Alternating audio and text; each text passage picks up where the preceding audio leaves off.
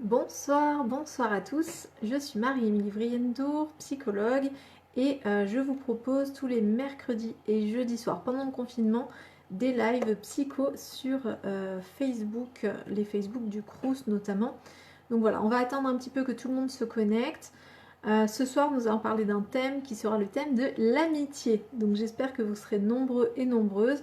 Je vais commencer à chercher à allumer mon autre écran pour pouvoir voir bien vos commentaires. C'est toujours plus pratique. J'espère qu'il y aura énormément d'échanges comme il y en a eu hier.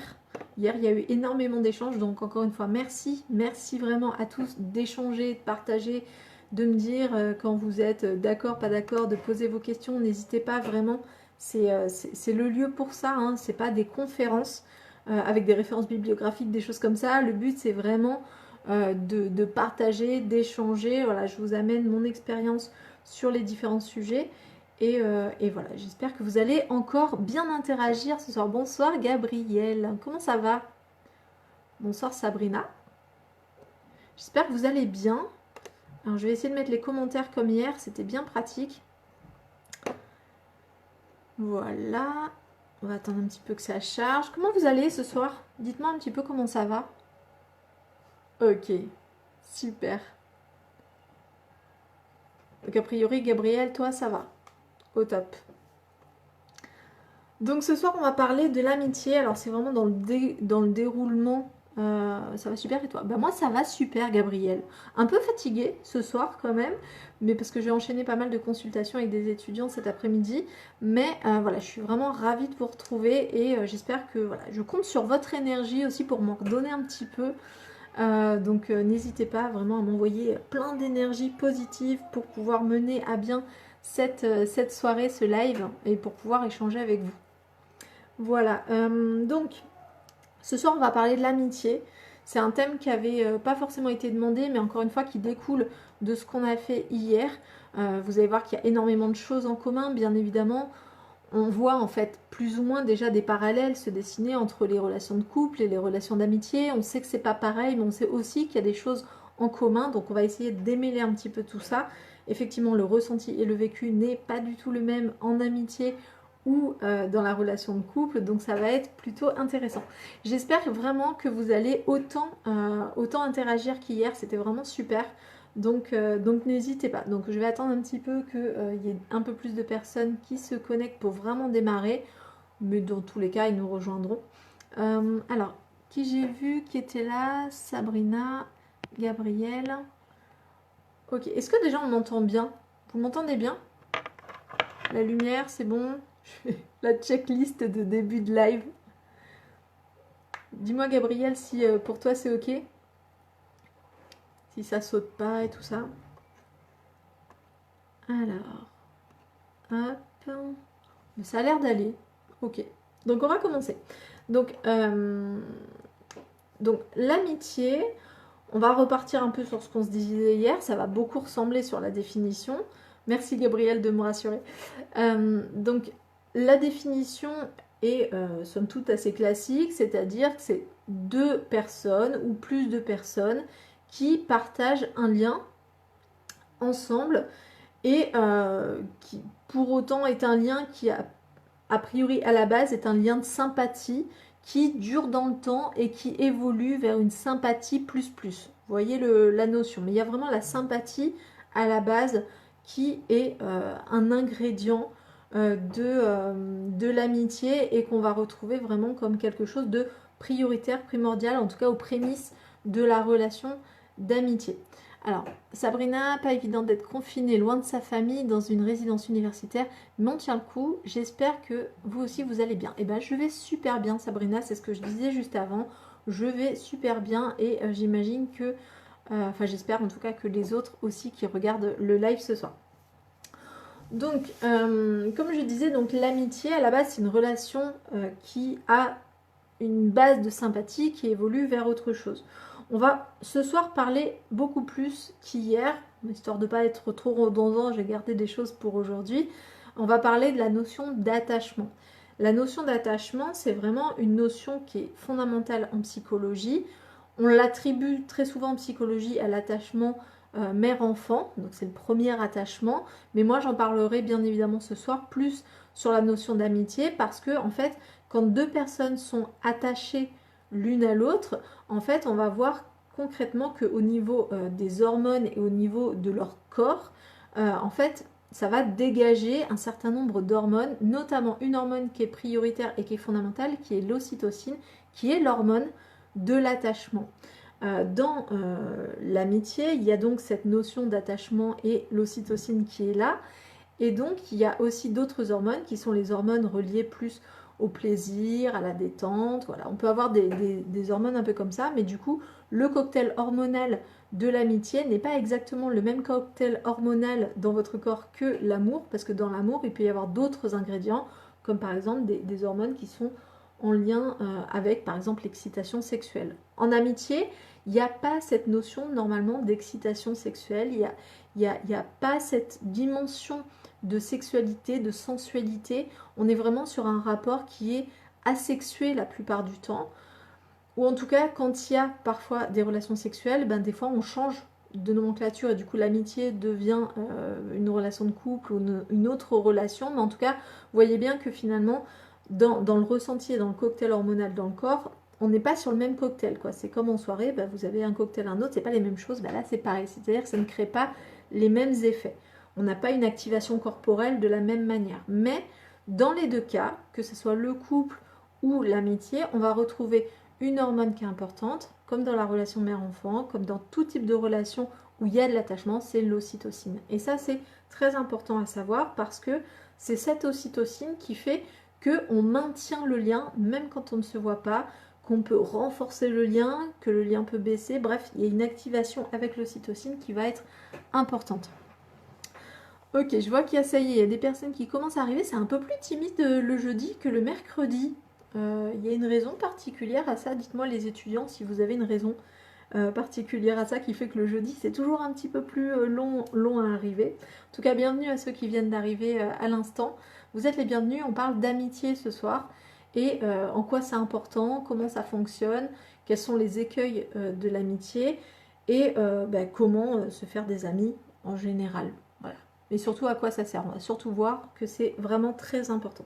Donc, comme je vous disais, l'attachement va faire en sorte que, en présence d'une autre personne, il va y avoir un dégagement d'une hormone qui est l'ocytocine qui va nous faire ressentir des choses particulières et ça va nous faire ressentir ces choses particulières, cette hormone de l'attachement, aussi en l'absence de cette personne quand on pense à cette personne. Si vous pensez à un très bon ami à vous, vous allez avoir dans votre corps un peu d'ocytocine qui va être déversée et ça va vous mettre dans une sorte de joie mais en même temps de manque si la personne n'est pas là. En tout cas voilà, partez vraiment du principe que c'est quelque chose de très hormonal.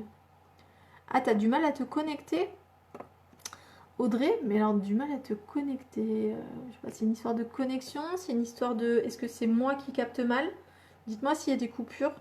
Je sais pas si je pourrais faire grand chose, mais n'hésitez pas à me le dire en tout cas. Ok.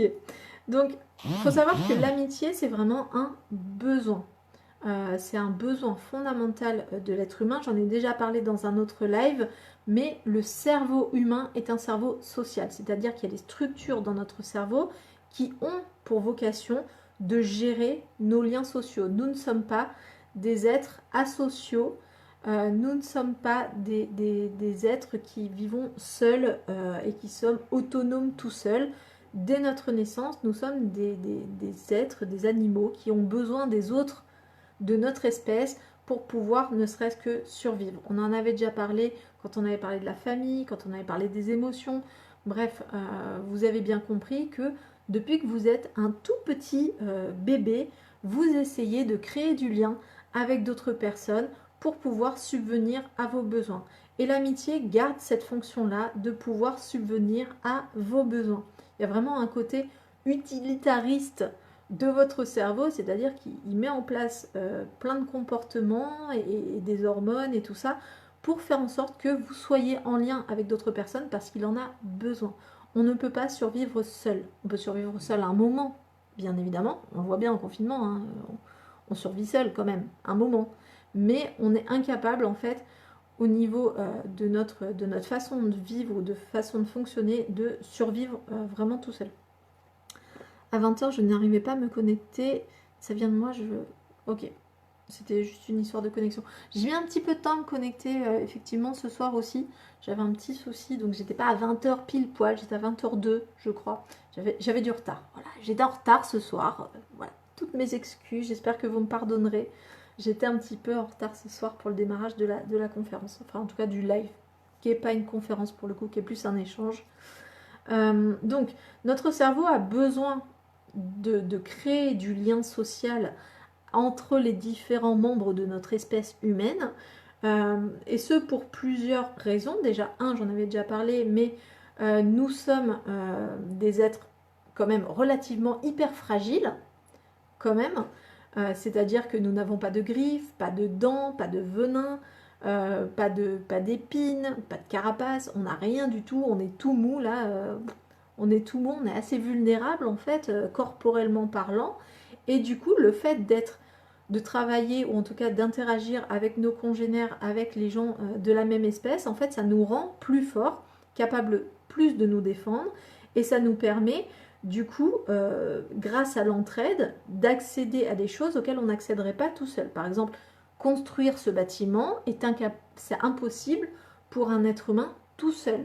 C'est possible parce qu'il y a des personnes qui partagent des idées, des concepts, des théories pour faire les plans, qui partagent des ressources, qui partagent des compétences, du temps. On profite finalement de tout ce que peuvent produire chacun des êtres humains pour pouvoir accéder à des choses auxquelles on ne pourrait pas accéder tout seul. Donc le côté entraide va permettre en fait de sécuriser nos environnements pour permettre à l'être humain d'être opérationnel, en tout cas de survivre. Si on n'avait pas eu un cerveau social, je ne donne pas cher payé de la peau de l'être humain. Donc le fait d'être des êtres sociaux permet vraiment ça. Donc vous voyez que finalement votre cerveau, il a besoin du cerveau des autres et il se repose en fait sur le cerveau des autres. On a une sorte de collaboration, un peu comme les fourmis, quelque part.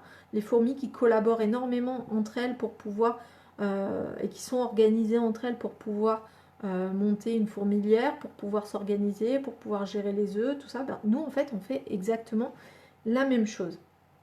Donc déjà, gardez en tête que votre cerveau est un cerveau social, et c'est pour ça que quand vous êtes seul, vous pouvez ressentir énormément d'inconfort parce qu'en fait, votre cerveau n'est pas conçu pour être un cerveau qui fonctionne tout seul. En fait, on est des cerveaux connectés les uns aux autres et on a besoin en fait du cerveau des autres et des ressources des autres et du fonctionnement des autres pour pouvoir être pleinement à notre plein potentiel. Alors, pas de n'importe quels autres, bien évidemment, mais on a besoin globalement, de manière générale, d'autres personnes pour pouvoir fonctionner correctement. Le fait d'être dans plusieurs, donc ça nous met en sécurité, c'est très important, et du coup la notion de confiance va pouvoir s'installer, et en tout cas est nécessaire pour pouvoir créer du lien social avec les personnes. C'est-à-dire si par exemple vous aviez autant peur des autres êtres humains que des autres espèces, bah, du coup il ne pourrait pas y avoir d'entraide. Donc la confiance va vraiment être un élément important, et c'est pour ça que en général on se met avec des gens qui nous ressemblent pour pouvoir dire bah, ça me ressemble, donc vu que je me connais, vu que je connais mes caractéristiques, bah, si je m'associe avec des gens qui me ressemblent, on est connu, on peut se comprendre, et du coup ça permet d'augmenter le niveau de confiance puisque c'est pas totalement inconnu, et ça permet d'être en sécurité, d'avoir la sensation d'être en sécurité. Ce qui est faux dans l'absolu, hein. C'est pas parce que quelqu'un vous ressemble comme deux gouttes d'eau que ça veut dire que vous êtes en totale confiance avec cette personne, mais le fait d'avoir des caractéristiques communes, globalement, augmente votre sensation, votre niveau de confiance. D'ailleurs, on l'utilise en approche thérapeutique, notamment en hypnose. En fait, on utilise des techniques de communication pour faire en sorte que l'autre finalement se sente en confiance, notamment en adaptant notre façon d'être pour correspondre à sa façon d'être, ne serait-ce que par les termes employés, la respiration, la posture, la gestuelle. Et ça permet en fait de montrer à l'autre qu'il peut être en confiance de manière beaucoup plus rapide, et ça permet de calmer et d'apaiser son cerveau reptilien qui pourrait avoir peur face à un inconnu, en gros. Et par ce moyen-là, du coup, la personne peut plus facilement, plus rapidement se livrer et peut plus facilement, en fait, s'ouvrir à la thérapie. Je vous rappelle que dans un espace thérapeutique, normalement, la notion de bienveillance est quand même de mise.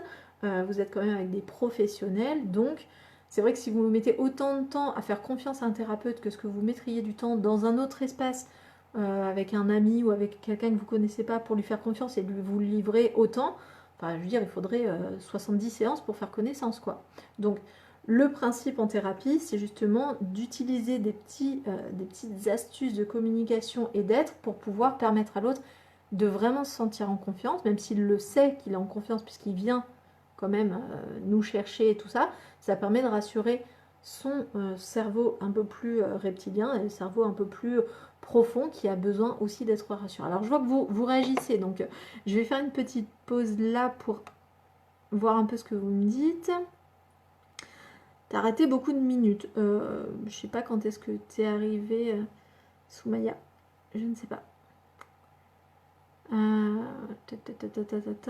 Bonsoir, j'accorde très peu d'importance aux amitiés. Donc c'est Adrien qui nous dit ça.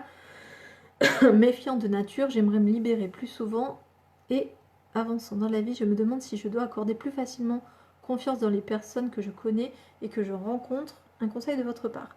Donc Adrien, pour le coup, donc ça sort un peu du déroulé, mais comme hier, vraiment je m'adapte un peu à ce que vous me dites.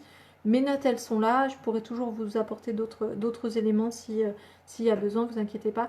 Donc pour répondre à Adrien, le fait de ne pas faire confiance tout de suite, c'est pas forcément un mauvais signe, concrètement. C'est peut-être lié à ta vision de l'être humain, à ta vision de toi-même, à la vision que tu as de l'amitié, de la personne que tu as en face. Bref, le fait de ne pas se livrer tout de suite, c'est plutôt un mécanisme de défense qui, s'il n'est pas trop important, c'est-à-dire que dès que tu vois un être humain, tu ne te mets pas à t'enfuir, normalement, c'est pas forcément un problème. Par contre, voilà, ça dépend du temps que tu mets à t'ouvrir et à te libérer et à qui tu vas faire confiance. Le but, c'est pas de faire confiance à tout le monde, parce qu'effectivement, il y a des gens qui sont plus bien intentionnés que d'autres. Et puis, il y a des personnes qui seront clairement pas les bonnes personnes, en tout cas les personnes qui vous correspondent par rapport à vos attentes.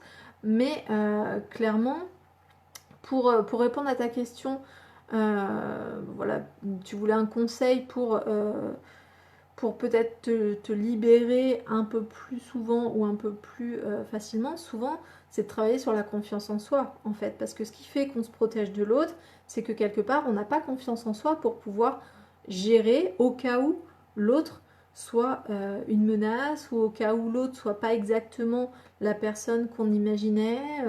Donc souvent, le fait de travailler sur sa confiance en soi, Adrien, aide pour pouvoir s'ouvrir aux autres.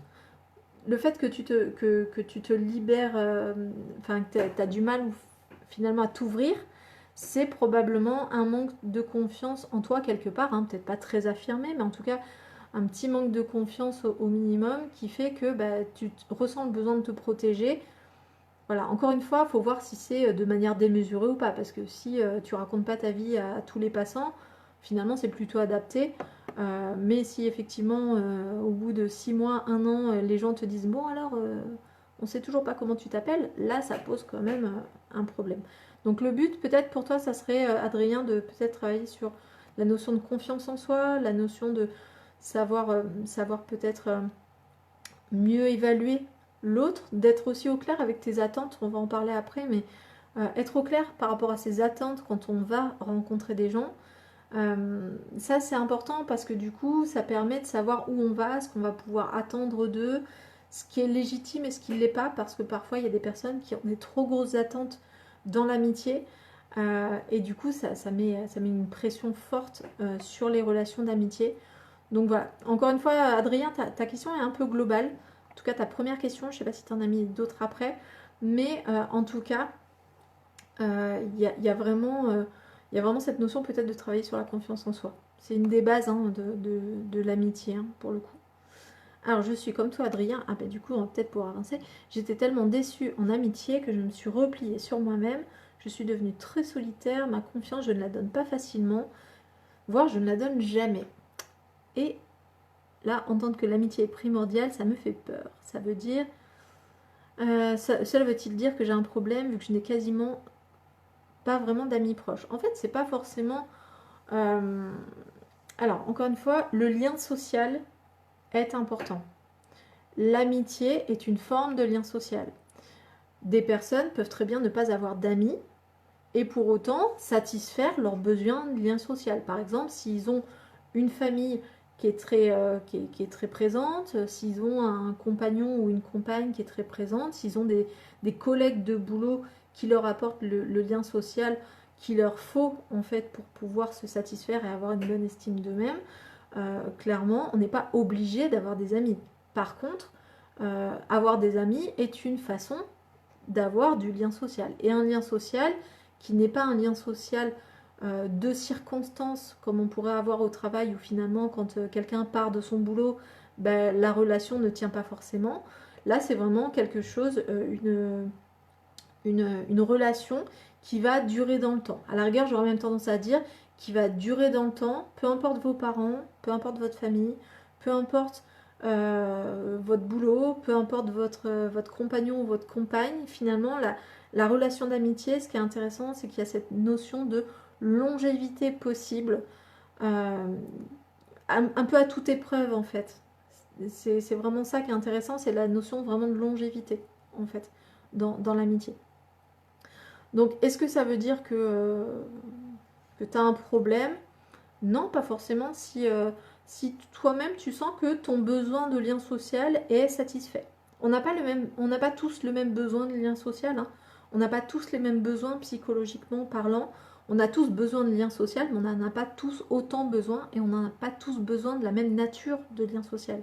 Certaines personnes se satisfassent très bien, se satisfont très bien, pardon, de liens sociaux de surface. D'autres ont besoin de liens sociaux vraiment, vraiment profonds, en profondeur, avec des liens très intimes, choses comme ça. Voilà, ça dépend vraiment de ton fonctionnement, Sabrina, et de tes besoins à toi. D'où l'intérêt, à chaque fois je le dis, mais de bien se connaître. On n'a pas tous les mêmes besoins. Et bien se connaître, ça va vous permettre de bien choisir aussi vos amis pour que les besoins soient sur le même pilier, en fait, sur la même longueur d'onde.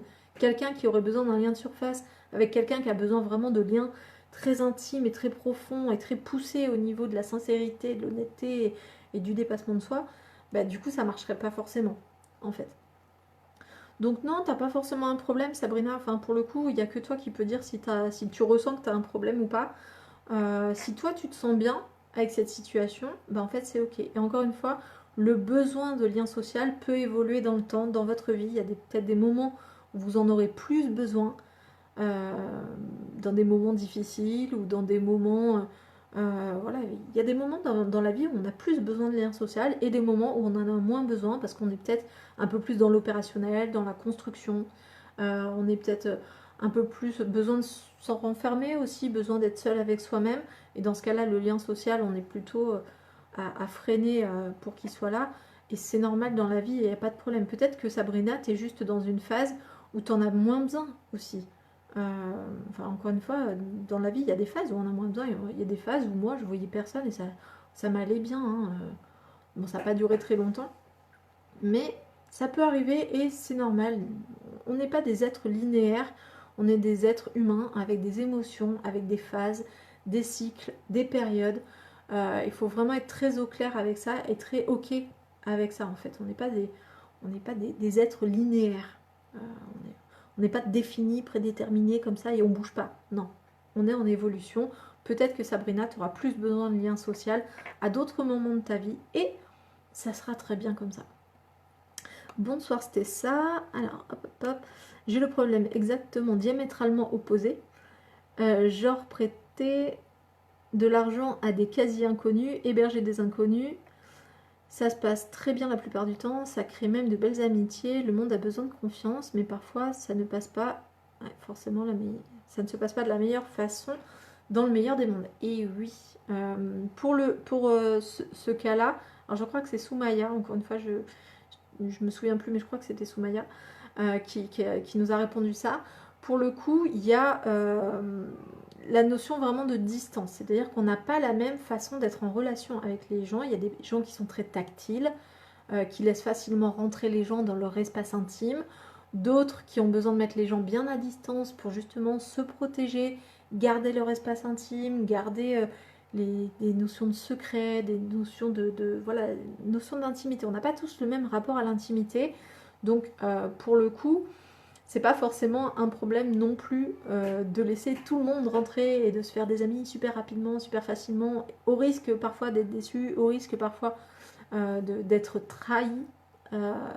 C'est pas un problème du moment où vous le gérez bien et du moment où vous, ça ne vous pose pas de problème. On est toujours sur cette notion de il n'y a aucun problème dans l'absolu tant que ça ne vous pose pas de problème à vous. Du moment où ça vous pose un problème à vous, c'est qu'il y a un problème, en fait. C'est vraiment, c'est à vous de jauger, en fait, si c'est une bonne chose ou une mauvaise chose pour vous. Parce qu'il n'y a pas de bonne ou de mauvaise chose dans l'absolu. Mais oui, vous pouvez avoir plein d'amis. Voilà, moi je connais des gens qui ont énormément d'amis, d'autres qui en ont très peu. Concrètement, le but, c'est vraiment de satisfaire son besoin de lien social et que ça soit fonctionnel pour vous. Alors, comment gérer l'empathie intelligemment? Comment, par exemple, ne pas se noyer dans la souffrance des autres, à se rendre malade ou à se mettre soi-même en péril, aider, mais de manière raisonnée et raisonnable sans se consumer. Donc, vu que c'est la même personne qui me parlait juste avant du fait de beaucoup donner et... voilà, il faudrait voir effectivement s'il n'y a pas derrière ça le syndrome du sauveur. Je ne sais pas si vous vous souvenez, j'en ai parlé dans un des lives. J'avais parlé du triangle victime, bourreau, sauveur. Et du coup, les deux questions, enfin les deux postes l'un après l'autre, je me dis, est-ce qu'on ne serait pas là-dedans? C'est-à-dire dans une personne qui finalement a besoin de beaucoup s'occuper des autres, pour finalement ne pas avoir à gérer son truc perso à elle à l'intérieur. Donc effectivement, on peut fuir dans la relation, c'est-à-dire ne pas s'occuper de soi et s'occuper beaucoup des autres. Et du coup, dans ces cas-là, ça peut poser les problèmes qui sont exposés là, à savoir se noyer dans la souffrance de l'autre ou être débordé en fait par les sollicitations des autres. Donc oui, aider de manière raisonnée, oui. Pour le coup, c'est la différence entre l'empathie, dont j'avais déjà parlé, et la compassion. C'est-à-dire que normalement, dans l'empathie, tu ressens la sensation de l'autre ou l'émotion de l'autre, mais tu sais que c'est celle de l'autre. Donc toi, tu ne souffres pas forcément. Dans la compassion, il y a la notion de souffrir avec. C'est-à-dire que là, clairement, ce que tu es en train de décrire, si tu te noies dans la souffrance des autres, ce n'est pas de l'empathie, c'est de la compassion. C'est-à-dire que toi aussi, tu ressens des choses et que ça va te chercher, quoi. Ça va vraiment te chercher. On peut être sensible à la souffrance de l'autre, mais du moment où on sait que c'est la souffrance de l'autre, normalement, ça permet justement de pouvoir les aider sans pour autant se noyer dedans. Si toi, tu te noies dans la souffrance de l'autre, on n'est plus sur l'empathie, on est plutôt sur de la compassion. Encore une fois, on est sur des termes... Voilà, c'est pas très important de faire la différence entre les deux, mais pour toi, ça peut faire de la différence parce que concrètement, peut-être que quelque part, effectivement, dès que ça touche à toi ou dès que ça fait écho à toi et à ta propre souffrance, du coup, ça peut être difficile. Donc là, c'est pour ça que ça me fait penser un peu au syndrome du sauveur. Peut-être que ça vaut le coup de travailler sur tes propres souffrances de manière à pouvoir aider vraiment les autres. C'est-à-dire être vraiment à l'écoute de leurs vrais besoins. Pas à les aider, à aider tout le monde, toute la planète, et à pas t'aider toi, en fait. Il y a vraiment une balance à trouver entre aider les autres et s'aider soi. Dans tous les cas, c'est pas forcément de l'amitié, si je rejoins avec le thème, mais effectivement, aider les autres permet de créer des amitiés, mais souvent, quand on part sur une relation d'amitié qui est basée au début sur une relation d'aide, et bien en fait on se retrouve à garder cette posture de relation d'aide dans le reste de la relation. Et ça peut être super frustrant en fait, parce que du coup on se retrouve à toujours être la personne qui va aider l'autre. Ou toujours la personne qui va devoir demander de l'aide à l'autre. Donc on est vraiment dans une relation qui est asymétrique. Il y a plein de relations qui sont basées sur de l'asymétrie et qui durent dans le temps. voilà, c'est à toi après de voir si toi ça te va ou pas. Alors, oui c'est ça, insomnie, sanglots, etc. Donc on est dans de la compassion et non pas dans de l'empathie, alors que ce n'est pas mon problème personnellement en soi. Oui, donc on est vraiment sur de la compassion. Si ça te fait mal à toi, ça veut dire que c'est ta souffrance à toi dans laquelle tu te noies. C'est pas la souffrance de l'autre en fait. La souffrance de l'autre, elle est à l'intérieur de l'autre. C'est ta souffrance à toi en fait, qui est alimentée et réveillée en présence de la souffrance de l'autre, mais c'est ta souffrance à toi. Donc probablement qu'il faudra travailler sur cette souffrance-là de manière à ce qu'elle ne vienne pas polluer la relation, en tout cas à ce qu'elle ne vienne pas te polluer toi dans tes émotions. Ça vaut peut-être le coup de t'y intéresser. Donc c'est intéressant aussi hein, de voir quand on est dans la compassion parce que ça donne un axe de travail, aussi un axe d'exploration de soi-même. Qu'est-ce qui fait qu'aujourd'hui tu as besoin de créer du lien comme ça et d'aider les autres, d'aider les autres, d'aider les autres. A priori, ça passe par t'aides avec de l'argent, voilà, ça prend plein de formes différentes. Ok, qu'est-ce qui fait qu'à un moment donné, bah peut-être il y a peut-être une part de toi qui a besoin aussi de ton amitié, quoi. Peut-être qu'elle a besoin aussi d'être aidée, cette partie-là.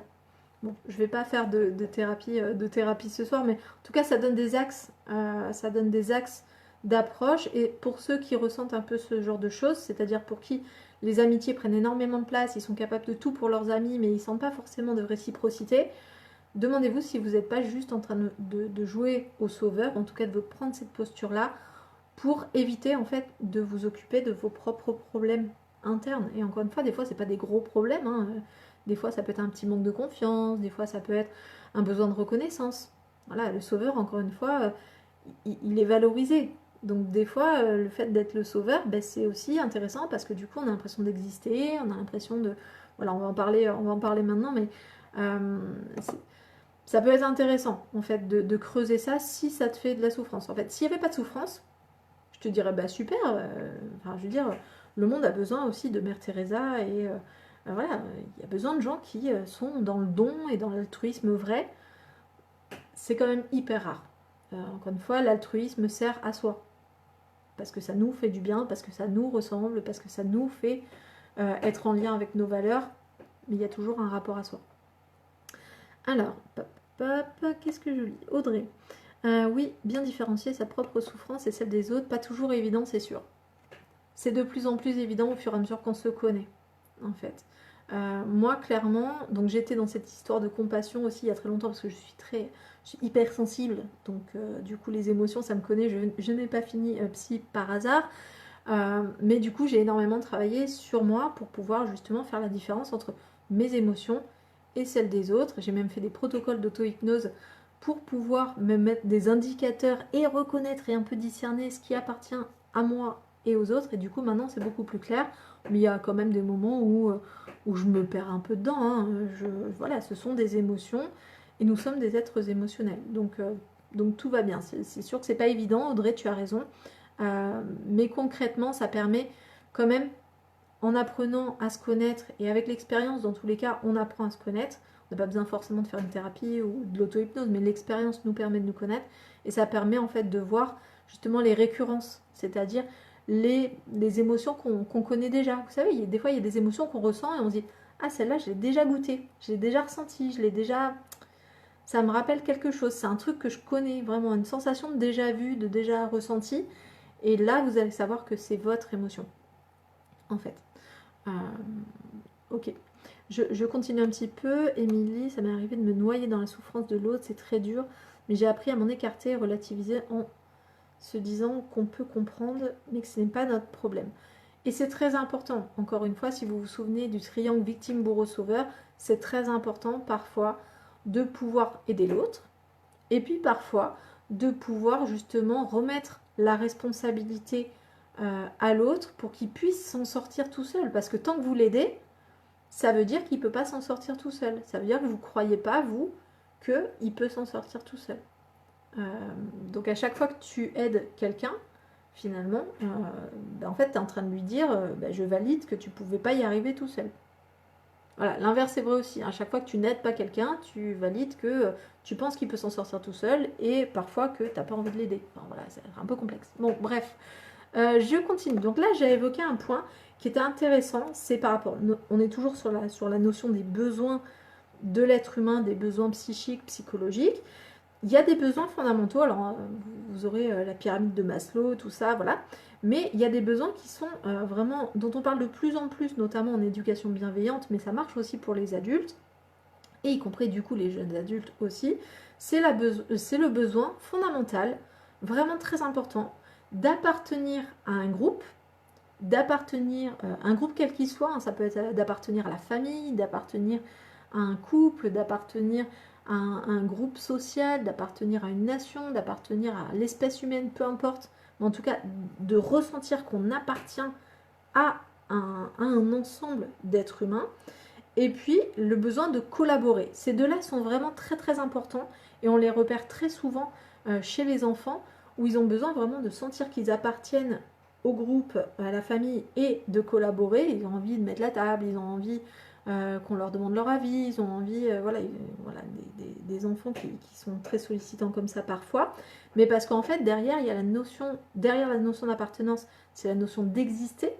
Parce qu'en fait, l'enfant apprend à exister d'abord dans le regard de l'autre, c'est l'autre qui le fait exister. Sinon, le monde entier n'est qu'un ensemble de sensations floues. J'en avais déjà parlé dans un des lives. Donc, par le fait d'exister, par le fait d'appartenir à un groupe, du coup, on valide son existence. Et puis, par le fait de collaborer, on se sent utile. Être utile, ça permet de se sentir exister aussi. Donc vous voyez qu'on est vraiment sur les questions existentielles. C'est pour ça que l'amitié participe à quelque chose qui est hyper important en fait. On est vraiment sur les questions existentielles de base. Pourquoi j'ai pas d'amis? Est-ce que les gens m'aiment? Est-ce que je suis quelqu'un de bien? L'amitié permet de répondre en partie à ces questions vraiment purement existentielles. Je ne sais pas si ça vous est déjà arrivé de vous poser des questions existentielles, mais clairement l'amitié, avoir des amis, permet de répondre à ça. Alors je vois qu'il y a Audrey qui répond, le besoin d'appartenance est plus fort quand on est plus jeune. Non, non.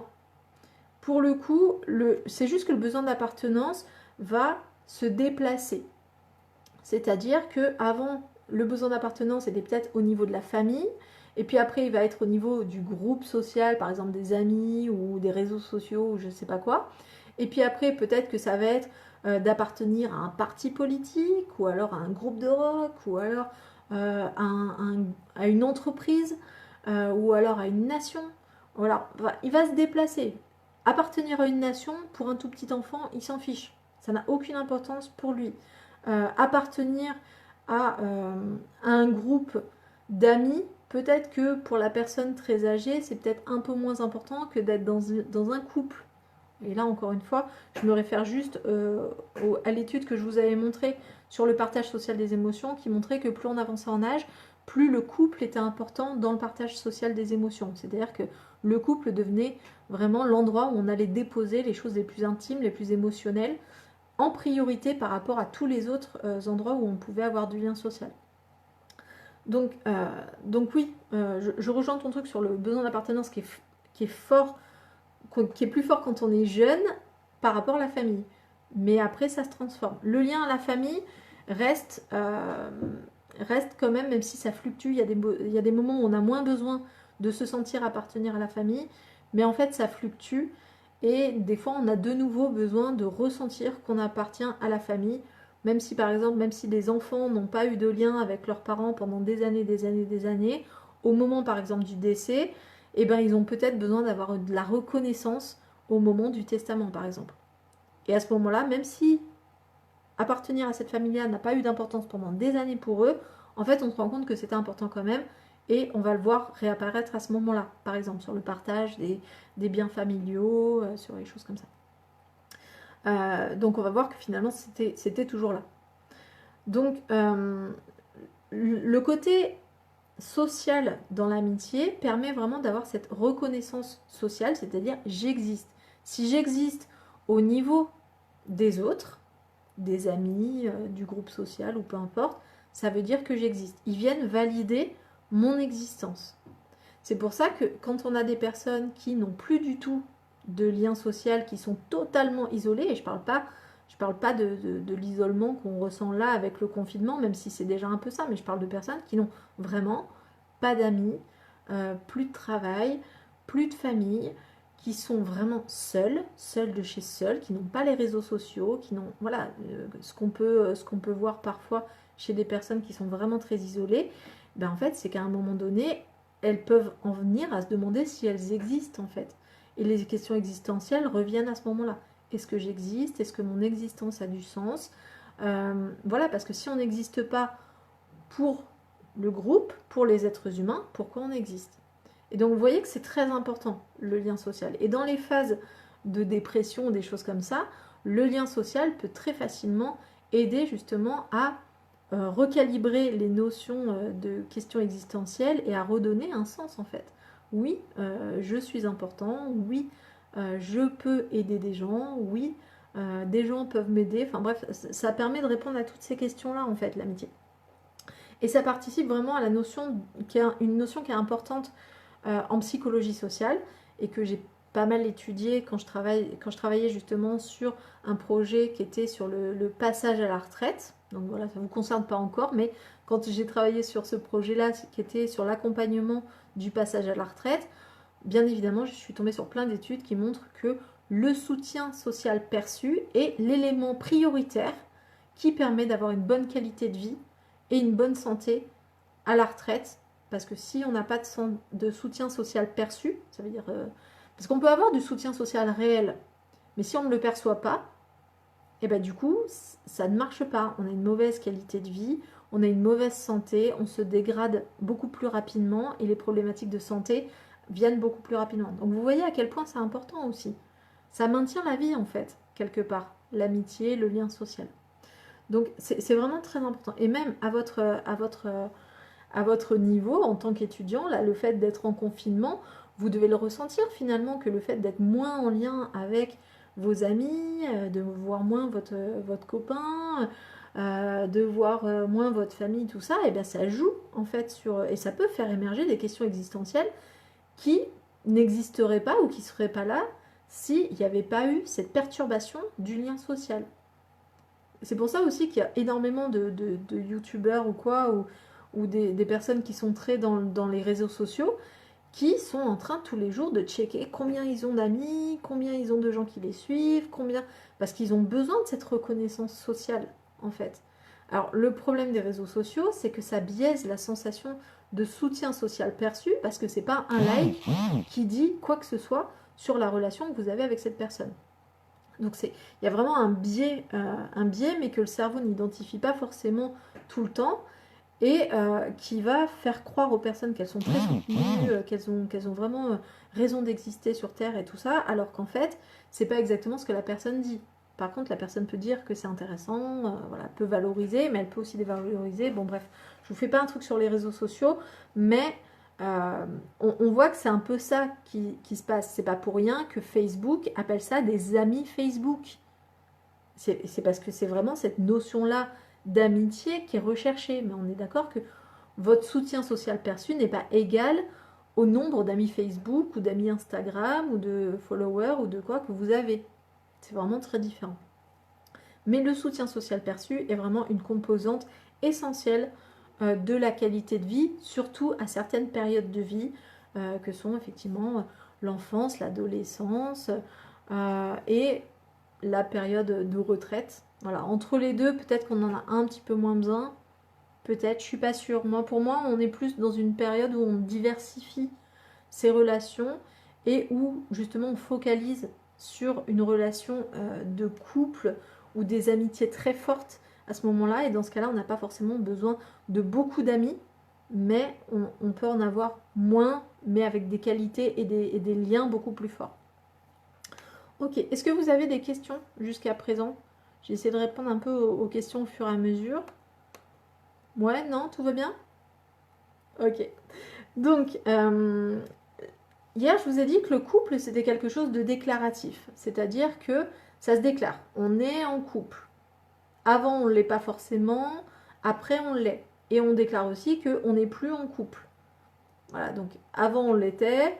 À partir du moment où on le déclare, on ne l'est plus. C'est pour ça qu'on parle de déclaration de mariage. Avant, on ne l'est pas, marié, après, on l'est. Il y a vraiment ce côté très déclaratif. Dans l'amitié, c'est un peu moins déclaratif. C'est-à-dire qu'on peut le déclarer, on est amis, mais parfois, il n'y a pas besoin de le déclarer. Ça peut être un peu plus flou. Il peut y avoir des relations où l'un pense que c'est de l'amitié, l'autre pas forcément, mais du coup, ce n'en est pas. Parce que pour que ça soit vraiment de l'amitié, il faut que les deux considèrent que c'est de l'amitié. Il faut que ça soit une amitié réciproque. Sinon, c'est pas de l'amitié, c'est un autre type de relation. Donc, ça, c'était une petite notion qui est importante, c'est qu'il n'y a pas besoin de déclarer. Par contre, on voit que quand on commence à le déclarer, il peut y avoir une hiérarchisation entre eux, les connaissances, les copains, les amis, la meilleure amie, bref. Et là, on sent que du coup, ça prend en force et ça se rigidifie. Et du coup, les codes sont plus les mêmes. Récemment, il y avait deux étudiantes, très différentes d'ailleurs, qui m'ont questionné au niveau de leur relation avec leur meilleure amie. Parce que c'était tellement fort et tellement chargé émotionnellement que, en fait, à un moment donné, elles avaient besoin d'en parler parce que c'était trop fort et qu'il n'y avait pas possibilité de faire d'autres rencontres et enfin bref, il y avait vraiment cette notion-là. Donc vous voyez que dès qu'on le déclare, ça renforce l'enjeu autour des liens d'amitié. Salut Roméo. Donc voilà. Pour beaucoup de psychologues, notamment des psychologues qui sont d'un nouveau courant qui est la psychologie positive, l'amitié, c'est vraiment un des piliers de l'épanouissement personnel. Vous le retrouverez dans toutes les publications de psychologie positive qui parlent des piliers de l'épanouissement personnel. Ils vous diront tous, l'amitié est un des piliers. Pour les raisons que j'ai évoquées juste avant, c'est-à-dire qu'on a besoin d'exister de manière positive dans le regard de quelqu'un. On a besoin de quelqu'un qui nous valide, de quelqu'un qui nous étaye, de quelqu'un qui nous aide, de quelqu'un qui nous rassure, de quelqu'un avec qui partager des événements, partager des émotions, on a déjà parlé du partage social de l'émotion. On a besoin en fait d'avoir des liens intimes, non sexuels, avec quelqu'un pour pouvoir partager. Alors parfois quand je parle d'amitié, il y a des couples où les personnes sont en même temps en couple et en même temps amies. Mais ce qu'on peut remarquer, c'est que les moments où ça va parler plus de choses d'amitié sont parfois très séparés des moments purement du couple, en fait. Il y a vraiment, c'est un patchwork de deux entités, couple et amis, qui peuvent très bien fonctionner comme ça. Encore une fois, il n'y a pas de règle dans l'absolu. Alors, très intéressant cette notion de tacite dans le début, voire la fin de l'amitié versus déclaration de couple. Et oui, encore une fois, dans le couple, en tout cas actuellement, il y a plus besoin de déclarer qu'on est en couple, alors qu'en amitié, des fois, il n'y a pas besoin de le déclarer. Il y a des gens, on sait que c'est des amis, on ne leur a jamais dit, ils nous l'ont jamais dit, on le sait. Parce qu'on ressent la force du lien et la qualité du lien. Ça ne veut pas dire qu'on ne pourra pas leur faire des crasses et qu'ils ne pourront pas nous faire des crasses plus tard. Hein. Mais aujourd'hui, dans l'instant présent, on le ressent. Il y a une sensation. C'est quelque chose de ressenti. C'est bizarre ça de discuter d'une relation de couple, d'une relation en couple, mais beaucoup moins avec des amis, alors que ce serait important aussi. Alors, d'une relation en couple. Alors, j'ai pas très bien compris ce que tu voulais dire, Émilie, donc si tu peux un peu expliciter, alors c'est... Ouais, je suis pas sûre d'avoir bien compris, donc je vais te laisser un peu expliciter. Émilie, vous tournez peut-être ta phrase différemment pour que ça soit plus clair pour moi. Encore une fois, j'ai enchaîné les consultations aujourd'hui, donc peut-être que c'est juste mon cerveau qui n'aligne pas les mots comme il faut. Mais voilà, donc je te laisse expliciter un peu. En tout cas, voilà, pour beaucoup dans la psychologie positive, l'amitié est une notion qui permet l'épanouissement personnel. Il y a cet adage que vous avez peut-être déjà entendu, seul on va plus vite, ensemble on va plus loin. Ça fait clairement référence au fait de travailler ensemble, mais c'est particulièrement adapté par rapport à l'amitié. C'est-à-dire que un ami, de par sa position très intime, sans avoir pour autant d'enjeu, le même enjeu qu'il y a dans le couple, bah, du coup, un ami, il peut vous aider à aller beaucoup plus loin que ce que vous seriez allé tout seul. Parce que justement, il va pouvoir être le réceptacle de votre trop-plein émotionnel, il va permettre de vous dire quand vous êtes en train de partir en live et que c'est pas du tout, ça vous ressemble pas. Il va être capable de vous dire que vous faites des bons choix ou des mauvais choix par rapport à ce qu'il sait de vous. Encore une fois, l'ami est censé vous connaître un petit peu avant d'avoir son statut d'ami. Voilà, je vois qu'Émilie, elle a un peu explicité. Donc quand on est en couple, on se demande où on en est avec déclaration du fait d'être en couple. Oui. Alors qu'en amitié, comme vous avez dit, on ne se dit pas qu'à un moment donné, on se considère comme des amis. Bah, ça peut arriver, hein. Il y a des relations où il y a besoin de poser ce mot d'amis pour pouvoir accéder à quelque chose. Mais en général, quand on se dit qu'on est amis, alors j'allais dire c'est de la manipulation, mais en tout cas ça a un effet qui vient valider un lien pour pouvoir accéder à quelque chose. Par exemple, quelqu'un qui veut obtenir de vous quelque chose, il va dire ah mais attends on est amis, ça fait longtemps, du coup c'est bon tu peux me passer les clés de ta voiture, vous voyez. En fait, à chaque fois que l'amitié est évoquée, demandez-vous à quoi ça sert. Ça peut être intéressant. Des fois, ça servira à rien. Hein. Des fois, c'est juste que la personne a envie de vous dire qu'elle est amie, qu'elle est votre amie parce qu'elle a envie de vous dire qu'elle vous aime ou choses comme ça. Mais en général, on le sait, mais peut-être qu'elle veut vous le rappeler.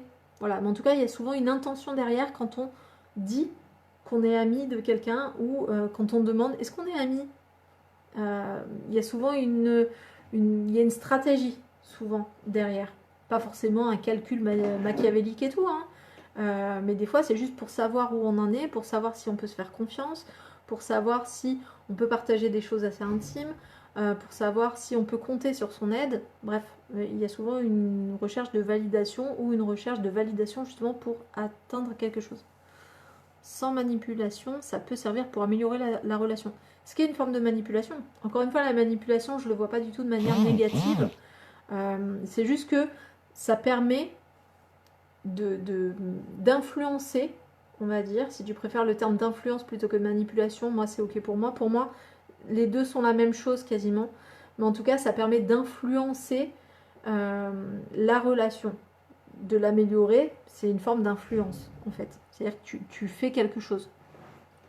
Je reprends mon exemple de l'autre fois. Là, je manipule un stylo. Je lui fais pas mal, j'ai pas d'intention malveillante par rapport à lui. Je suis juste en train de le manipuler, c'est-à-dire de le changer. Bah, améliorer la relation, c'est la changer. Donc, le dire pour améliorer la relation, c'est de la manipulation. En tout cas, c'est de l'influence. Donc, n'hésitez pas, hein, des fois, si j'emploie des mots qui vous semblent pas très clairs, parce que parfois, je l'emploie comme moi, je l'emploie en tant que psychologue ou en tant qu'hypnothérapeute. Et des fois, dans le sens commun, ça peut avoir un autre nom. Ben voilà. Pour moi, la manipulation, c'est pas forcément quelque chose de malveillant. Il y a de la manipulation bienveillante et je considère qu'en tant qu'hypnothérapeute, je fais de la manipulation bienveillante. Voilà, ça c'est mon parti pris de thérapeute. Ok, on continue un petit peu plus loin. Donc, l'amitié, donc j'ai dit que c'était pas forcément déclaratif. Des fois on le dit, des fois on le dit pas. Voilà, c'est pas forcément une obligation. Contrairement au couple où c'est un peu plus obligatoire. Les éléments de l'amitié, donc dans les éléments qu'on retrouve généralement, j'en ai déjà parlé, mais il y a la notion de confiance qui est très importante, c'est-à-dire que si en quelqu'un vous n'avez pas confiance, vous aurez du mal à dire que c'est votre ami, en fait. Ou alors c'était votre ami avant, mais du fait de plus avoir confiance, du coup ça remet en cause l'amitié. Donc il y a vraiment cette notion de confiance qui rejoint le besoin de sécurité et le besoin de pouvoir faire confiance dans d'autres êtres humains pour satisfaire ses propres besoins.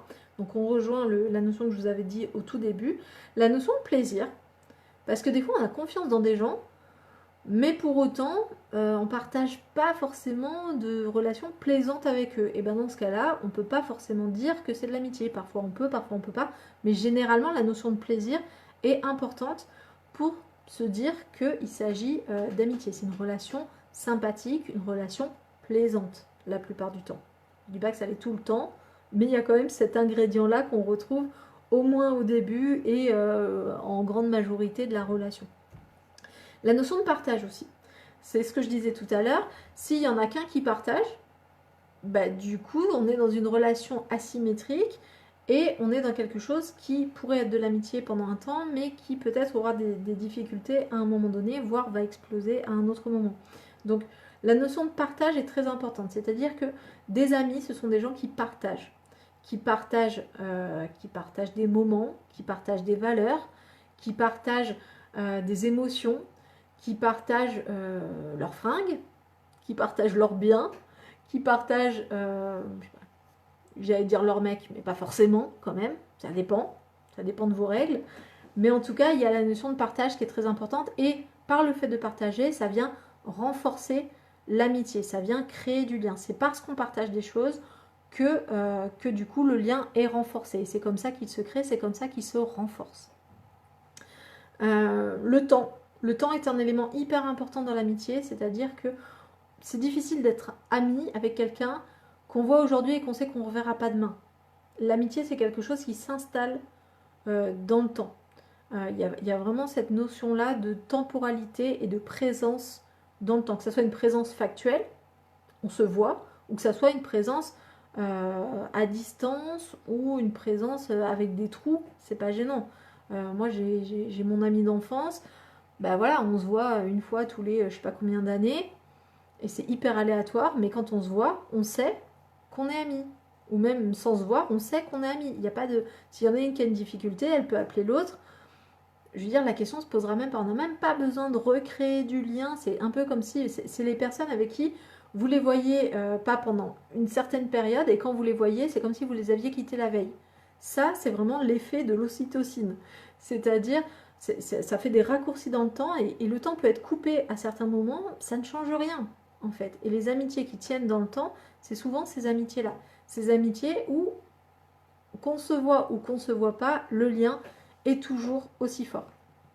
Donc ça, c'est les amitiés, en général, c'est les amis d'enfance. Voilà, c'est les amitiés qu'on a eues assez tôt et qui durent dans le temps. Donc ça, c'est très important, la notion de temps dans l'amitié. On ne peut pas devenir amis du jour au lendemain comme ça. On peut ressentir très très rapidement de la confiance, on peut ressentir très rapidement des émotions agréables, partager des très bons moments avec une personne. De là à mettre le mot d'ami, ça demande quand même une pérennité, j'allais dire une permanence de l'objet, un truc vraiment de psy ça. C'est-à-dire qu'on a besoin de vérifier que la personne sera là, parce que pour lui faire confiance, on a besoin de savoir qu'on peut compter sur elle. Donc si on ne sait pas si demain elle sera là, c'est difficile de l'appeler amie aujourd'hui. Ok. Dites-moi si vous avez des réflexions par rapport à ça, si vous voyez d'autres éléments qui permettent de renforcer l'amitié, voilà. Mais vraiment, il y a ces notions-là qui me semblent vraiment prioritaires. Comme hier, j'avais terminé avec ça justement, la notion de règles du jeu. Et bien en amitié, il y a aussi des règles du jeu. C'est-à-dire que on est dans un jeu relationnel avec l'amitié, et il va y avoir des règles du jeu. Ces règles du jeu sont la plupart du temps implicites, on n'en parle pas forcément, on ne les fixe pas à l'avance, on ne les écrit pas. Voilà, c'est vraiment des choses implicites et qui partent vraiment, pour la plupart du temps, elles nous semblent évidentes. Sauf que par l'expérience et par les différentes expériences qu'on va vivre avec ces personnes, la plupart du temps, quand on se brouille avec des amis ou quand c'est compliqué avec des amis, c'est parce que très souvent, une des règles du jeu n'est pas commune.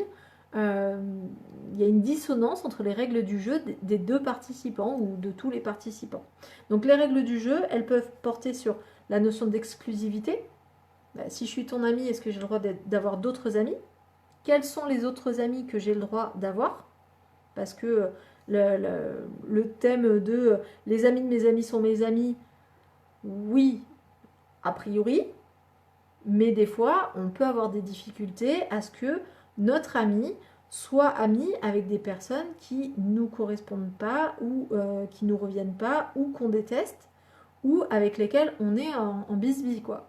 Donc, ça vaut le coup, des fois, de requalifier la notion de règle du jeu avec ses amis quand ça bug, en fait. Dites-vous, c'est pas la faute de l'autre, c'est pas de ma faute à moi, c'est juste qu'en fait, on n'était pas clair sur les règles du jeu. Donc, ça permet, en fait, de de remettre au goût du jour la règle du jeu et de repartir sur des bases plus communes. Donc encore une fois, on est sur la notion de système qu'on a vu déjà pour la famille, le couple. L'amitié est encore un système et parfois il peut être en crise et c'est l'occasion pour lui d'évoluer et de s'améliorer ou alors d'exploser. Donc j'ai vu qu'il y avait quelqu'un qui avait réagi.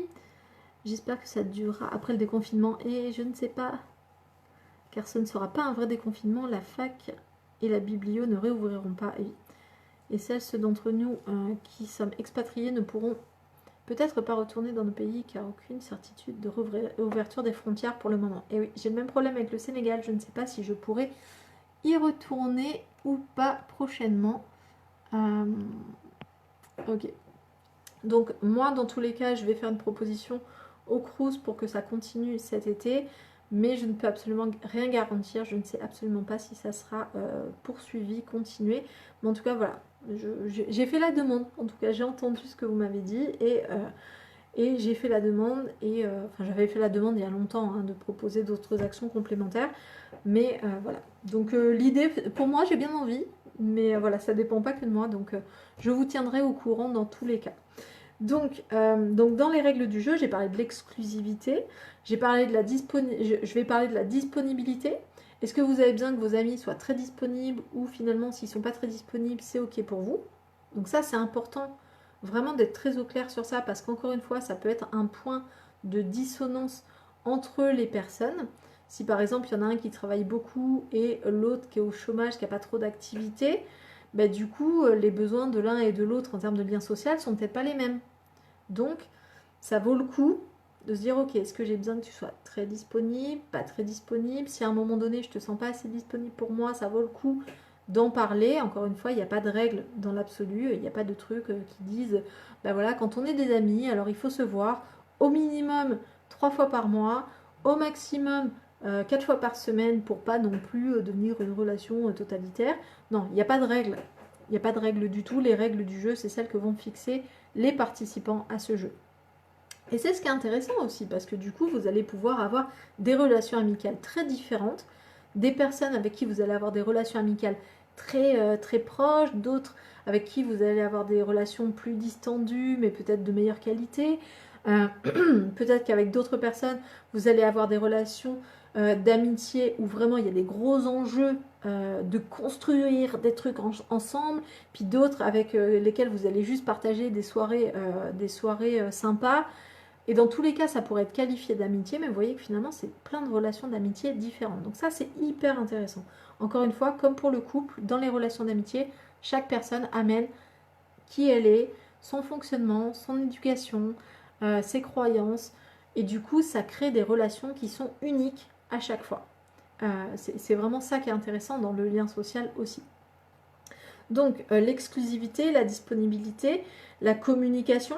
Comment on communique dans notre relation? Parfois, ça peut être intéressant de refaire un point. Si par exemple, la personne en face de vous vous appelle toujours avec un petit sobriquet que vous n'aimez pas, bah, du coup, ça peut valoir le coup de dire bah, en fait, moi, j'aime pas trop que mes amis m'appellent ma chérie ou des choses comme ça. Enfin, bref, peu importe. Ça peut arriver des fois dans les relations d'amitié qu'il y ait des personnes qui utilisent des vocabulaires qui sont des vocabulaires du couple ou qui sont des vocabulaires du travail ou qui sont des vocabulaires de la famille. Voilà, donc on peut être à l'aise avec ça, on peut ne pas être à l'aise avec ça. Ça vaut le coup, des fois, d'en parler si ça pose problème. Si ça pose pas de problème et que de manière implicite, les deux règles se répondent bien et que vous êtes sur un point d'égalité, tout va bien. Si à un moment donné ça pose problème, ça vaut le coup de se dire ok, peut-être qu'en fait il y a une règle implicite à laquelle on répondait et qui n'est pas ok pour moi, et dans ce cas-là, j'en parle. Ça peut être aussi quels sont les thèmes dont on peut parler et les thèmes dont on ne peut pas parler. On pourrait se dire, bah oui, avec un ami, je peux parler de tout. Et bah peut-être pas, peut-être que votre ami n'est pas du tout à l'aise avec le fait de parler de sexualité, d'argent. Vous voyez, les gros tabous sociaux. Sexualité, argent, famille. Peut-être qu'il n'est pas à l'aise du tout de parler d'une de vos passions ou d'une personne que vous avez en commun mais qu'elle déteste et que vous adorez. Voilà. Peut-être qu'elle ne sera pas à l'aise avec le fait que vous parliez de vos autres amis. Voilà. Donc ça vaut le coup des fois de se dire ok, peut-être qu'il y a des termes ou des thèmes, pardon, qu'on ne va pas aborder ou en tout cas pas de manière privilégiée dans la relation. Par exemple, j'ai une amie, son chéri ne m'aime pas du tout, alors je ne le connais pas, mais il m'aime pas du tout. Ben, je sais qu'avec cette amie, on va pas trop parler de son chéri, parce que ça la met mal à l'aise, parce que voilà, j'ai pas envie de la mettre mal à l'aise, c'est mon ami. Donc voilà, ça permet des fois, mais il a fallu qu'elle me le dise quand même, que ça la mettait mal à l'aise et tout ça, vous voyez. Pour moi, je voyais pas le problème, mais ça permet de réguler en fait la relation, de comprendre mieux l'autre en posant des mots, et du coup d'avoir une relation qui est plus harmonieuse aussi, et qui permet en fait d'être à l'aise et de renforcer son lien social ou son sentiment de soutien social perçu. Parce que du coup, si votre règle n'est pas la même que l'autre, et que l'autre entend votre règle et que du coup il veut bien s'adapter, bah, du coup vous allez vous sentir soutenu en fait. Il y a vraiment cette notion de reconnaissance sociale. Ok, je suis reconnue dans ma particularité, donc j'existe. On est toujours sur les questions existentielles. Si on me prend en considération, j'existe, donc ça fait du bien d'exister et de se sentir exister.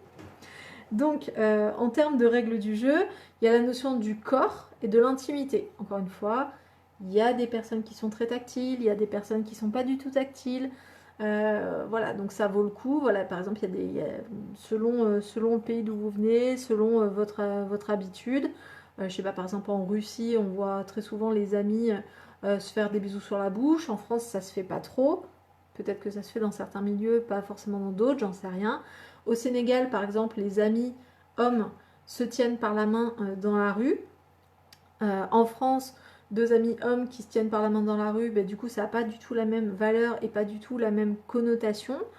Voilà, voilà. Alors que par contre, au Sénégal, si vous avez un copain ou une copine, vous ne pouvez pas forcément la tenir par la main dans la rue. Les codes sociaux sont vraiment différents d'une culture à une autre. Si vous avez quelqu'un un ami qui a une autre culture, vous allez peut-être vous retrouver dans des incompréhensions du code, parce que vous n'avez pas le même code en fait. Donc ça vaut le coup des fois de se dire, ok, est-ce qu'on a les mêmes règles du jeu?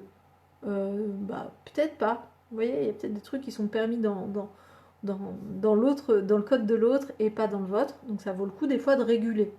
Mais en général, quand même, chez les amis, il y a quand même moins de ces problèmes-là que dans le couple, parce que les enjeux sont quand même moins forts, vous voyez, moins intenses, moins risqués, vous voyez. Mais il peut y avoir des risques quand même. La question de la loyauté, à quel point vous pensez que votre ami doit vous être loyal, à quel point vous êtes prêt à être loyal par rapport à votre ami. Donc ça, c'est intéressant aussi, des fois. Justement, pour les personnes qui se sont senties trahies dans d'autres relations amicales, demandez-vous si finalement cette question de la loyauté, elle était très claire, elle était finalement la même pour vous et pour l'autre. Probablement que non. Loyauté, trahison, on est un peu sur la même thématique. Probablement qu'il y avait peut-être une petite dissonance, c'est-à-dire que ça n'allait pas dans le même sens chez l'un et chez l'autre. Peut-être que vous n'aviez pas la même définition de l'amitié sur ce point-là. Ça ne veut pas dire que sur les autres points, c'était pas du tout un problème, ou que c'était un problème. Mais en tout cas, peut-être que sur ce point-là de la loyauté, vous n'étiez pas forcément là-dessus. Je ne sais pas si vous avez raconté quelque chose à cet ami sous le sceau de la confidence, et en tout cas que vous pensiez être sous le sceau de la confidence, et que cet ami l'a répété, ou que voilà, peut-être que justement vous n'aviez pas la même règle du jeu en fait. Peut-être que pour vous, en amitié, quand quelqu'un vous dit quelque chose, il n'a même pas besoin de dire, de ne pas le répéter, vous allez être une tombe. Peut-être que pour un autre, il faudra le dire. Tant qu'on ne me le dit pas, ce n'est pas un secret. À partir du moment où on me le dit, ça devient un secret. Dans ce cas-là, je le garde. Donc c'est juste une sorte de règle. Donc j'en ai parlé déjà aussi de la hiérarchie. C'est-à-dire, est-ce que dans la notion dans ma notion de l'amitié, il y a une hiérarchie? Est-ce qu'il y a des meilleurs amis? Est-ce qu'il y a des copains, des amis du week-end, des amis de vacances, des amis du travail? Enfin bref, est-ce qu'il y a des catégories en fait d'amis, et comment le code évolue par rapport à ces catégories d'amis? Parce qu'on n'a peut-être pas le même niveau de loyauté avec des amis du boulot ou avec sa meilleure amie, par exemple. Il y a peut-être, le code, il évolue peut-être, il y a peut-être des clauses ou des évolutions en fonction de la catégorie amicale à laquelle on s'adresse.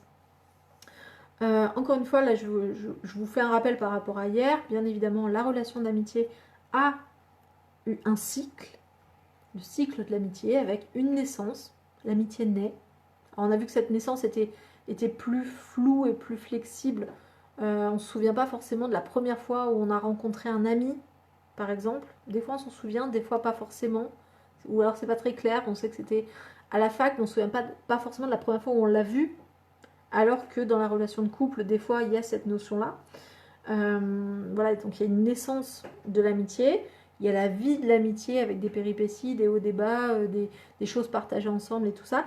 Et il y a la fin de l'amitié qui, effectivement, peut se faire, comme pour le couple, par le décès de l'un ou des deux, ou de toutes les personnes qui sont amies, mais qui peut aussi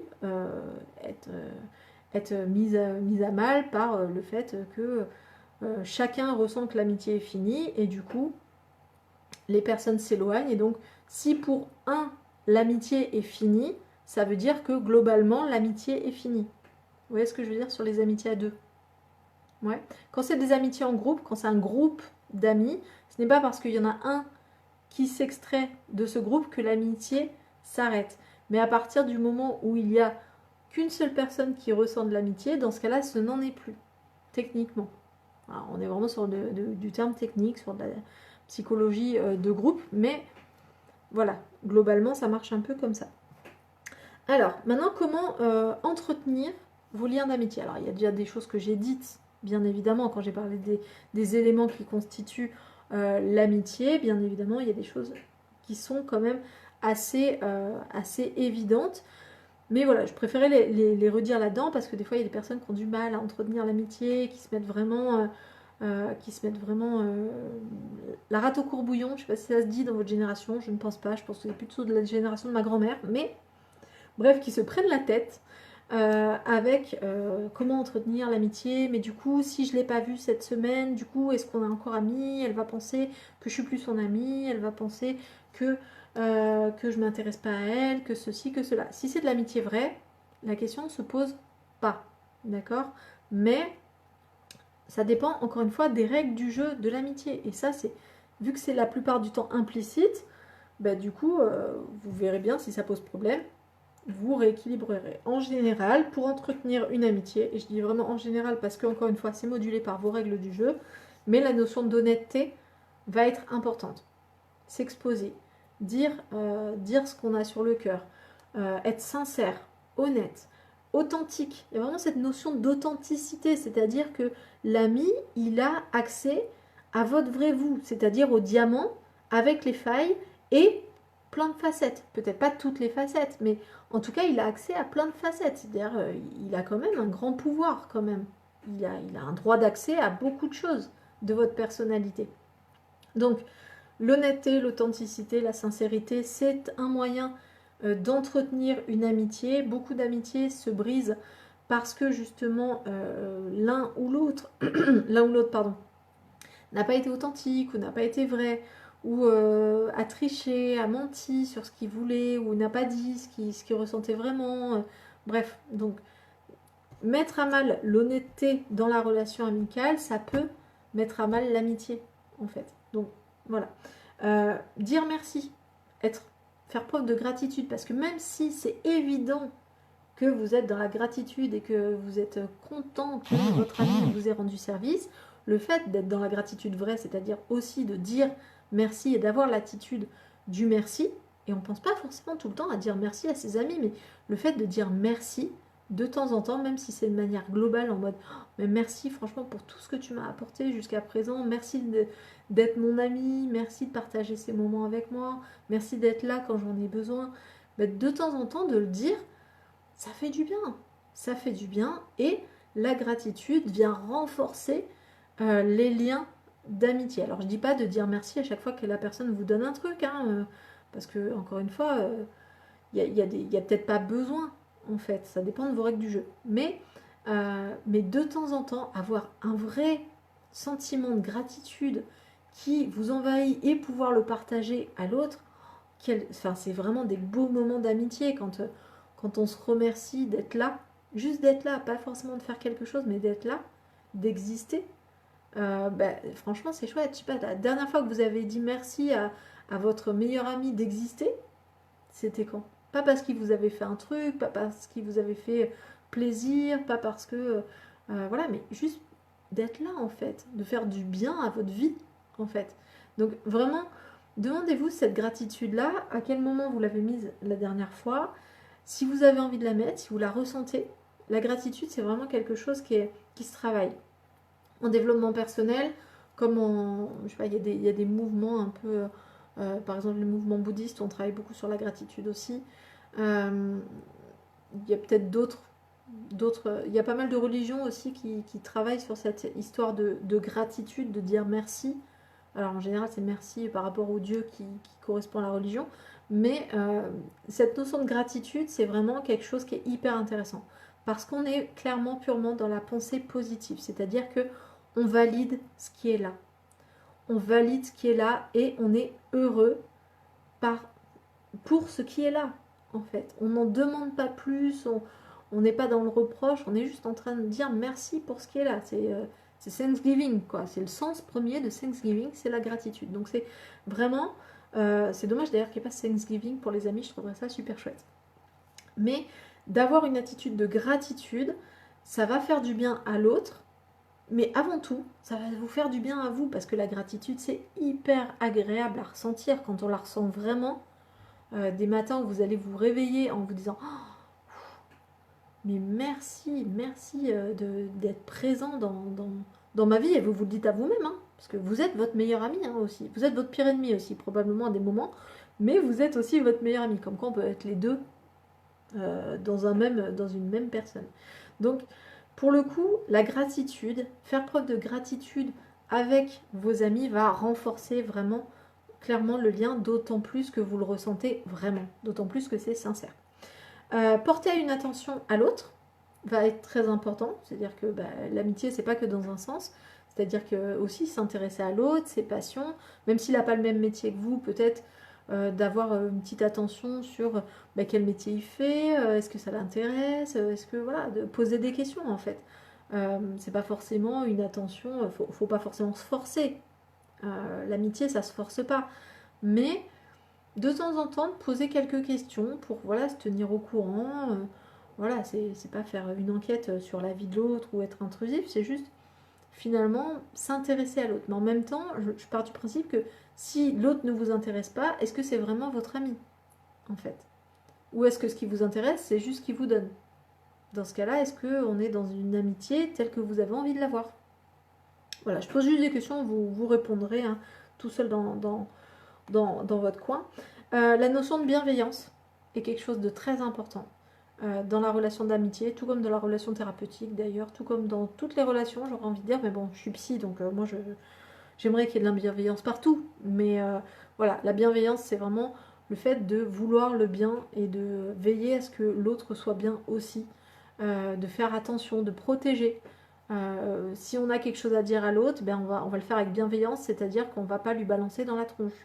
On va vraiment lui dire de la manière dont il peut l'entendre aussi. C'est pour ça que se connaître soi et connaître l'autre dans son mode de communication, ça va aussi aider. L'empathie va énormément aider aussi par rapport à ça. J'ai toujours cette phrase qui me vient et que j'adore, c'est un beau bouquet de roses balancé dans la tronche, ça fait mal quand même. Donc même si ce que vous avez à dire est exactement ce que l'autre a besoin d'entendre, ça vaut le coup d'y mettre un peu les formes quand même et de ne pas y aller trop fort. Voilà. Donc aussi, dans les amitiés, il y a aussi la notion de pas mettre tous ses œufs dans le même panier. C'est-à-dire pas miser sur l'ami unique. C'est-à-dire que si vous avez qu'un seul ami, si un jour il s'en va, si un jour il meurt, si un jour il n'est plus votre ami, si un jour il n'est pas dispo, du coup vous vous ressentez seul et là votre soutien social perçu, il est au ras des pâquerettes. Donc ne mettez pas tous vos œufs dans le même panier, ne surinvestissez pas une relation. Ça vaut le coup d'avoir plusieurs amis ou plusieurs relations. Encore une fois, je parle d'amis, mais vous pouvez très bien ne pas avoir beaucoup d'amis, mais avoir d'autres relations et que ça vous donne un soutien social perçu satisfaisant par rapport à vos besoins. Donc, Ne mettez pas tous vos œufs dans le même panier, c'est vraiment un conseil que je vous donne. C'est un des conseils principaux qu'on a donné finalement aux personnes qui étaient en mode passage à la retraite. Parce que concrètement, quand vous avez que des amis qui ont 75-80 ans, à un moment donné, vous avez de moins en moins d'amis et c'est très très dur à vivre s'il n'y a pas de soutien social perçu de la part de la famille, de la part des voisins, de la part, voilà, finalement du soutien social, on peut en avoir partout. On ne peut pas forcément mettre le mot d'amitié dessus, mais elles amènent quand même quelque chose qu'on retrouve aussi dans l'amitié. Donc ça peut être un très bon palliatif à ce qu'on cherchait dans l'amitié. Top, top, top. Voilà, j'ai fini par rapport à tout ce que j'avais prévu de vous dire. Je vous renvoie vers un livre qui est vraiment qui était un best-seller au moment où il est sorti. Il date, vraiment il date. Je ne sais plus de quand il date parce que j'ai pas réussi à trouver tout à l'heure la référence sur internet, mais c'est un livre de Dale Carnegie qui s'appelle Comment se faire des amis. C'est vraiment le livre de base, c'est-à-dire qu'il parle bien de ce qu'il est en train de parler. Donc au moment où il est sorti, il a été très décrié parce qu'on disait mais comment, mais c'est une honte, c'est de la manipulation, voilà, on ne peut pas obliger les gens à être ses amis et tout. Et mine de rien, dans ce livre, vous avez énormément de bases de communication, de comment créer des relations qui sont des relations saines, qui sont des relations non toxiques, qui sont des relations qui correspondent à vos besoins. Voilà, donc c'est un très bon livre, il est assez facile à lire. C'est voilà, Comment se faire des amis de Dale Carnegie. Et on en fait très souvent référence dans le milieu de l'entrepreneuriat, dans le milieu parce qu'on parle de relations aussi, et du coup de comment parler à son public, par exemple. Donc voilà, c'est une très très bonne référence qui est assez simple à lire, qui est plutôt récréative mais en même temps pleine d'enseignements. Donc je vous le recommande vraiment. À la rigueur, comment se faire des amis, il y en a un qui l'achète et qui le fait passer dans toutes les CTU en le désinfectant à chaque fois, s'il vous plaît. Faites respecter les gestes barrières. Mais voilà, en tout cas, voilà, j'espère que pour le thème de l'amitié, on a un petit peu fait le tour. J'espère que ça répondra aussi à la question des relations toxiques.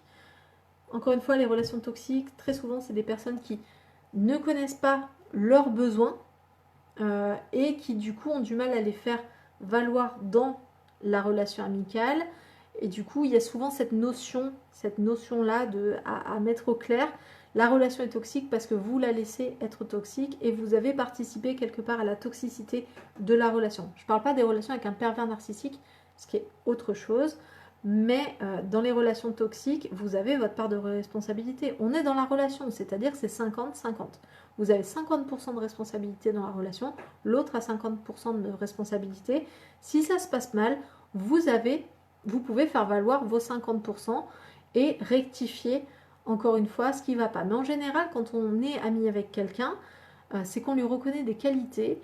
Et donc le but, c'est pas non plus de jeter l'autre à la première incartade ou au premier truc qui va pas, mais peut-être de revoir justement les règles de l'amitié et voir si finalement il n'y a pas une règle qui était évidente pour vous et pas pour l'autre, ou voilà, un truc à reposer différemment. Voilà.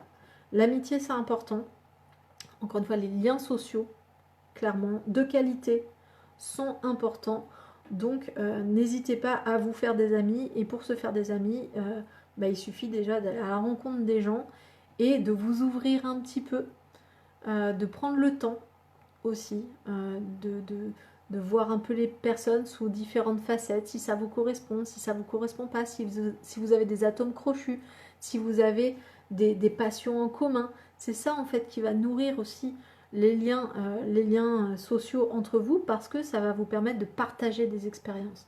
Et au plus vous partagez des expériences avec des gens, que ce soit des expériences sensationnelles, donc au niveau de la sensation, ou des expériences émotionnelles, ou des expériences même de travail, peuvent très bien créer des très très belles amitiés aussi. Au plus vous allez avoir des liens d'amitié de qualité. Donc voilà, n'hésitez pas, pensez à l'avenir. Donc ne mettez pas tous vos œufs dans le même panier. Si vous êtes dans une relation d'amitié exclusive, vous savez qu'à la fin, si cette amitié se casse, ça va vous faire énormément souffrir parce que vous allez beaucoup beaucoup perdre au niveau de vos liens sociaux, que ça risque de remettre en question vos questions existentielles. Donc, prenez un peu de recul, considérez que l'être humain est un être humain, même celui qui a l'air magnifique en face, qui est votre ami, et tout le monde a le droit à l'erreur. Donc voilà, prenez votre part de responsabilité dans vos liens d'amitié. Quel bonheur de vous écouter tout au long de ce live, merci beaucoup. Et bien voilà, la gratitude, ça fait plaisir. Voilà, peut-être du plaisir, ça fait très plaisir à vous en tout cas voilà, ça me fait très plaisir à moi en fait de vous écouter, enfin de vous écouter, de vous lire, mais vu que je suis auditive, du coup je vous entends presque quand je vous lis. Voilà, donc n'hésitez pas à poser des questions. Bien évidemment, je vous tiens au courant par rapport à la suite de l'après-confinement, mais je vais probablement continuer de cette manière-là. En tout cas, c'est ce que je vais demander pour éviter de faire prendre des risques à tout le monde en me déplaçant de cité U en cité U. Mais voilà, je ne sais absolument pas, je peux rien vous garantir pour l'instant, mais je vous tiens au courant, promis. Ok. On ne voit pas le temps passer. Ben moi non plus. Tu vois, il est déjà 21h28. 1h30 de passer en votre compagnie, mais c'est comme si on avait passé 5 minutes. Et voilà, c'est ce qui se passe des fois aussi dans les relations d'amitié. Il y a une perception du temps qui est différente. En tout cas, quand il y a des interactions intéressantes, le temps passe beaucoup plus vite.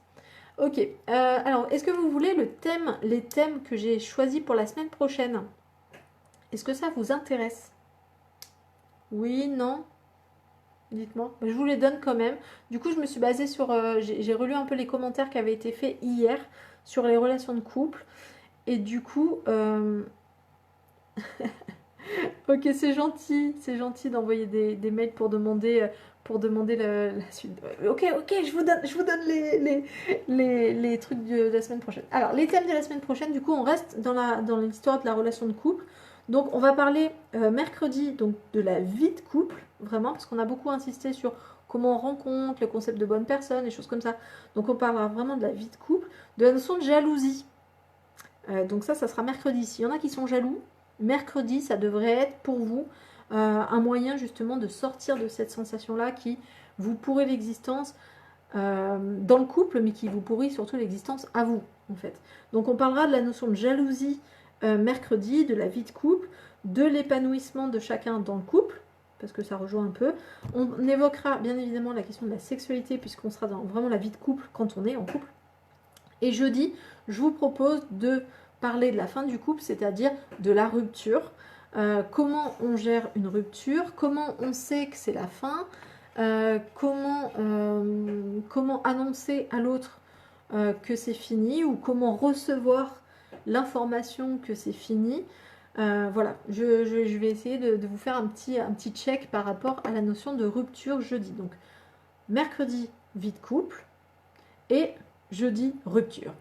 Et en même temps, ça sera le dernier live du confinement formel. Donc on va faire rupture et deuil, je pense. Deuil de la relation, si on ne se voit plus après, ou en tout cas on parlera du deuil de la relation dans ce live-là. Voilà, j'espère que ça vous a intéressé, en tout cas ça a eu l'air de vous intéresser. Merci de commenter à chaque fois, c'est vraiment hyper intéressant, hyper enrichissant. J'aime travailler comme ça avec des gens qui interagissent, qui posent des questions. C'est ma manière de fonctionner, j'adore ça. Donc n'hésitez pas à me poser des questions encore. Et puis du coup, je vous souhaite un très très bon week-end parce que demain je ne travaille pas. Donc je suis presque en week-end, je travaille samedi matin. N'hésitez pas à prendre rendez-vous chez un psychologue si à un moment donné ça ne va pas. Ne restez pas seul. Encore une fois, le lien social est important. Le psy est un lien social. L'assistante sociale aussi, comme son nom l'indique presque. Donc vraiment, ne restez pas seul. En confinement, le lien social est important. Et je vous dis à la semaine prochaine pour les rendez-vous, pour ceux que je vois en rendez-vous, et pour les lives. Voilà, je vous souhaite une très très bonne soirée. Ciao, ciao!